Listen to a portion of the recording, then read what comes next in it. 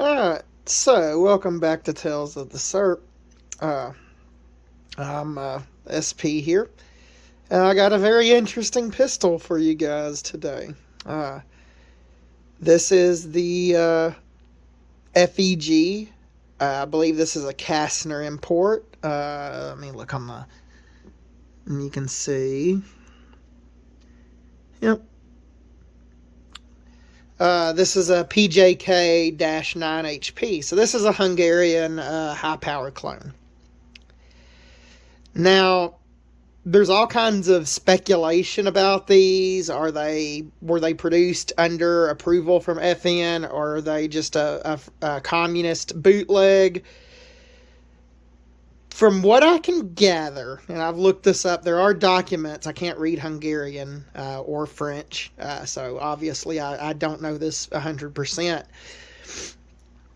However, there are documents that look to be where FEG asked for permission to manufacture this, and FN, because this is in the 70s, this is well after the patents expired for the Browning High Power, because this gun was designed in 1935. So it's rumored that FEG asked, and FN was like, sure, whatever, and FN supposedly even sold them some technical data and machine tooling. So, yeah, so these are semi-legit, basically is what I would call them.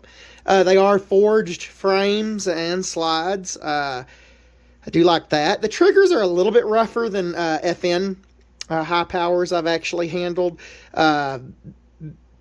If you own a high power, immediately take the awful janky mag disconnect safety out of it. That literally improved the trigger pull on this gun by like drastically. Like it went from like a 7-8 pound horrifically gritty trigger to like a 5.5 pound pretty crisp trigger. Not quite 1911 level, but it's pretty crisp and decent in my opinion.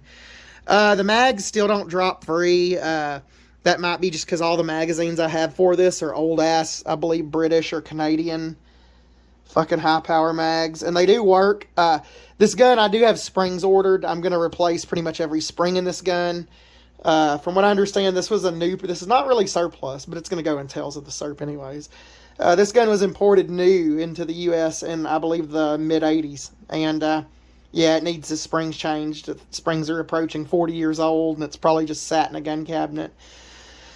They put these kind of cheesy Packmeyer grips on it. Someone did at one point. They're okay. I've got pretty wood grips ordered. I'm going to do a complete. I'm not going to turn this into a race gun, but because it's not an FN, and because I absolutely love this pistol and I'm never selling it. It's one of the most elegant handling pistol. It's hard to explain. But something about it shoots even smoother than like a CZ75, which is amazing. I recommend everyone own a high power. Maybe the Turkish ones are pretty good. I don't know. I was going to buy one of those if I couldn't find one of these. But I kind of wanted a Hungarian gun because I have Polish ancestry, and Hungarians and Poles are friends. That, and I've always heard specifically decent things about these. Other than the fact their springs don't hold up for 40 years, which is, expected. Yeah, this gun is incredibly simple. Here, I will break it down for you guys. I'll be right back. Let me cut. Alright, I am back. Now, you can see that it disassembles a lot like a CZ75, except for it has the two safety catches, and you use the second one to lock the gun open with the safety. Then the pin comes out, the slide stop and pin, and then you can just take the gun apart like a standard gun. It's got the fixed, almost half kidney shaped cam lug, kind of like a CZ75 has the exact same kind of locking lugs like a CZ75. This one's kind of dirty. I just shot this gun, and speaking, I'll tell you guys how it performed. But yeah, if you notice, the machining maybe isn't quite as nice as an FN internally. You get some chatter marks, but it's fine. The gun feels reasonably smooth, and this is a forging, so it's made in a com block grade factory that made really good AKs. FEG did, but yeah. So there's that. Uh, I saw this at a local pawn shop basically and could not pass it up for the price they had listed. Uh, but yeah, guys, all I could say is this is a excellent pistol so far. I quite like it. My plans for it are going to be to send the slide off, get modern sights put on it. Probably going to do the blacked out rear and a night sight front. I don't know if I can get this cut for an optic. I would love to, but I don't know if that's possible with the high power. I'm definitely going to look into it. Going to get a new barrel. Probably going to go with one that's threaded because I eventually want to get into NFA suppressor shit. If I ever have the extra money for that. I am replacing all the springs. I plan on shooting this gun. I have a lot of 9mm steel case, which is usually loaded to plus P velocities if it's the brown bear stuff like I have. So I'm getting the heavier 18.5 pound recoil spring because I am going to shoot a lot of warmer loads through this. That and the new barrel and the new extractor spring. So basically this gun runs fine now, but it refuses to eject the last round. And I have a feeling it's because the extractor spring is like not gripping the extracted case good enough to slam it into the ejector when there's not a round holding pressure on it in the magazine. That's my personal theory. But that replacing all the springs in this gun should fix that. But yeah, look it up. I'm not going to show you guys how to take the disconnector out because YouTube apparently is becoming very tyrannical with the way they enforce their no doing anything with customizing gun stuff. So yeah, can't have people being educated about anything. Got to have everyone be just like blind, dumb retards fumbling around. Can't have anyone learn anything. No, gotta have the, yeah, whatever. I'm not gonna get into a rant on that. But yeah, the FEG high power. So far, I've put about probably 50 rounds through this gun of just cheapo Belom 9x19 Serbian produced ammo. Standard pressure, I believe, and it ran fine, except for it consistently would not eject the last round. Even though the gun would run fine, it would just have an empty hole in the breech face or rattling around on top of the magazine the last round every time. But that also could be a magazine thing. I've got some 15-round Metgars ordered, and we'll see how they do with that.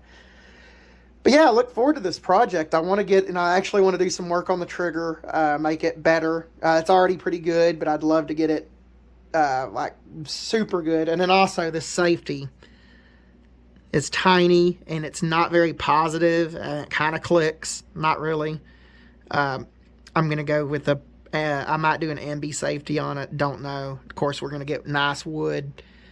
There's not any rust or anything. I don't really think this gun needs to be refinished professionally, although I'd love to get it like a sandblasted and maybe like a Cerakoted, like a brushed nickel color or something. I think it'd look great like that, but it looks good blued like it is, and I'm probably going to leave it like that and get it re-blued once I get the more modern sights put on it, because it has these awful, here, I'll try to give you guys a sight picture. Has these awful 1930s half moon sights, which probably were fine, and if I can get it to focus on the front side, I might not be able to. But you get the point. It's a tiny little U-notch and a half moon front post. It's soldered on. So yeah, not the greatest sights. That slide will be definitely getting sent off. The mainspring will be getting replaced with an 18.5, and most of the springs in the frame I'm planning on replacing. But yeah, I look really forward to this, and yeah, people who recommended the Browning High Power for a simple machined, steel pistol, I can't thank you enough. It's a great design. To go into a little history, to make this video a little longer, it was designed partly by John Moses Browning, although he probably did about a quarter of the work on it. His gun actually had a striker fire system, and FN looked at it, and the French, I think, lost interest in it, so they just redesigned it with a good bit of redesign work from Dieudonné Save, I think is his name. He's the same dude that invented the FAL. I think he's a Belgian-French guy. He's either Belgian or French. His name's French. But yeah, he did a really good job on this pistol. I absolutely love the way the trigger mechanism works. It's quite simple for any kind of hammer-fired pistol. Basically, you have this sear arrangement where you can see this bar stick up when I pull the trigger. And what this does, this pushes up on a lever. See if I can find it. Yeah, you can probably see it over there on, it's going to be on the north side of your screen. That little lever there, you can see where that rod actually indents on it, I believe. And that acts like a teeter-totter, and it hits back here on that little thing, if my phone will focus, on that little peg right there, and that simply drops the sear, which allows the hammer to go. So a very simple sear arrangement, and I cannot get over that. That is an excellent, from an engineering standpoint, that is such a simple solution for trigger linkage that it kind of just blows my mind. I mean, it's a friggin' teeter-totter. It's just being pushed up by a peg on one side, so it's pushing down on the other, on the sear, which drops the hammer. I mean, how much more fucking simple could you get? Like, that's amazing. In my opinion. But yeah, Dudene Save, I can't pronounce French names, but did a great job on this gun. The Hungarian 70s or 80s factory workers that made this gun did a pretty good job.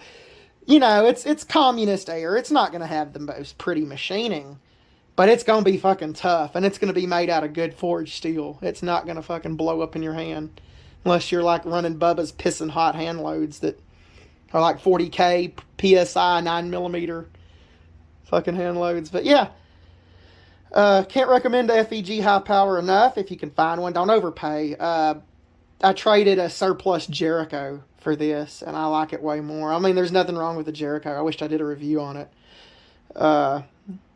But just this gun just blows it out of the water with how simple it is. Although the Jericho was overbuilt as fuck too. Like that gun probably could handle the Bubba's hot pissing hand loads with how like thick the barrel is. But yeah. So yeah, I give this gun probably an 8 out of 10, honestly. I mean, it could be a little more modern, but it is just so nice. Yeah, and I know it didn't do well on Grand Thumb's mud fuckfest, whatever it was. But you know, your handguns aren't going to get dunked in the mud in a patrol or wood setting where you have it in a, you know, out of your waistband in like a holster where it's a backup gun for hunting, or it's a backup gun for home defense, whatever, where it's not necessarily your main weapon. It's not going to get dropped in the mud. It's not going to, most likely. I mean, hopefully it doesn't. But if you really are concerned, carry a fucking Glock 19 as backup, or a CZP-10. Fuck, I've even dropped my VP9 in mud, and it's ran. So they fixed. I know that gun had reliability problems when it first came out, but H&K has really improved it quite a bunch, thanks to the German Navy, I believe, adopting it. But yeah, I mean, I don't know what you're looking for other than I wish this gun had better sights. But I would definitely trust it as a military sidearm once I get the springs updated. That ejector's extractor's a little wonky right now. I might actually replace the extractor too. I don't know. We'll see. But yeah, and these guns are simple to work on too. That's what blows my mind. It's almost like Gaston Glock designed a single action hammer fired pistol. That's kind of how the vibes I get from it. It's very, in its complexity, it's very Glockish. It's very simple. And that's why I absolutely love this thing. It's simple, it's elegant, it feels unbelievably good in the hand. It's an old pistol, but it's not like ergonomically awful to where it's set up for one-handed use only like they used to. It's more of a modern, you could double hand grip this pretty easily without getting slide by it. I have like medium-sized hands. They're pretty long. I've got like Germanic, Eastern European, Slavic hands. because that's primarily what I am. But I don't get slide bite from this pretty bad at all. Like the hammer will gently kiss the top of my hand when I shoot this, and it's not even enough to leave a mark or cause any pain or anything. So it's pretty much a non-issue to me. I could see if you had really like fat, meaty hands, how that hammer might dig into them. That might be an ergonomic flaw of this pistol.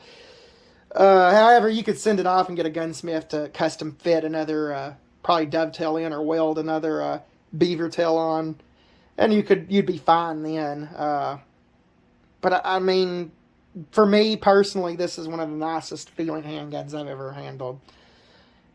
And yeah, the Springfield SA-35 might be a good choice. These Turkish guns might be good. There's several of them. I would bet on the Gerson one being probably a little bit better than the TSOS one, just because I've liked what I've seen out of Gerson products that I've actually handled so far. I've handled some of their 1911s. If I actually own one of their guns, I'll actually do a review on it. But yeah, and that's going to be SP signing out on the Hungarian FEG PJK-9HP. Oh, and a little factoid, by the way. PJK stands for Pamela Jane Kastner, the wife of, I believe, Michael Kastner, who was the original importer of this gun. He also brought in the SA-85s, M's, I believe, the Hungarian, really pretty AKM clones from the 80s that were amazing that they even came in, because Hungary was behind the Iron Curtain. Same with these guns. Amazing they even came in. But just, those were fantastic AKs. So, neat little interesting company. I believe they got bought out by somebody. I want to say they eventually became one of the companies that brought in Segas. I don't know for sure. I might be talking out my ass. But yeah, can't recommend the high power enough. I fucking love this handgun.